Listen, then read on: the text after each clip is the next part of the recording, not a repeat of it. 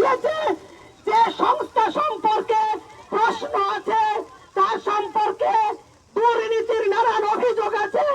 ফলে আজকে আপনারা যে বিপদের মুখে, আপনাদেরকে দুটো বিপদের মুখে ফেলেছে।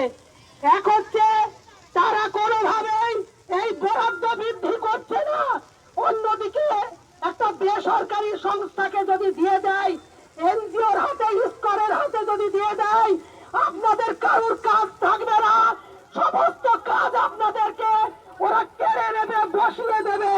ফলে আজকে যে দুর্যোগ নিয়ে আপনারা এসেছেন, আপনাদেরকে কিন্তু লড়তে হবে।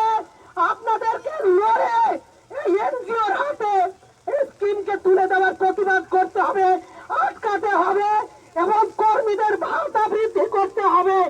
এই লড়াইকে যত দূর পর্যন্ত নিয়ে যাওয়া যায় আপনারা নিশ্চয়ই নিয়ে যাবেন, কারণ আমরা জানি আরো বহু মিড ডে মিল কর্মী ইউনিয়ন আছে, যে ইউনিয়ন সত্যিকারের লড়াই তারা লড়ছে না। আমরা একমাত্র এআইইউটিউসি অনুমোদিত সারা বাংলা মিড ডে মিল কর্মী ইউনিয়ন, যার সাথে কেন্দ্রীয় শ্রমিক সংগঠন এআইইউটিউসি আছে এবং আমরাই এ রাজ্যের মূল প্রধান সংগঠন। এই সংগঠনের সঙ্গে আমরা যারা এই ফেডারেশনের সঙ্গে যুক্ত আছি, সর্বদাই আপনাদের সাথে আছি, লড়াইয়ের সাথে আছি। আপনারা এই লড়াইটা দিন, এই কথা বলে আপনাদের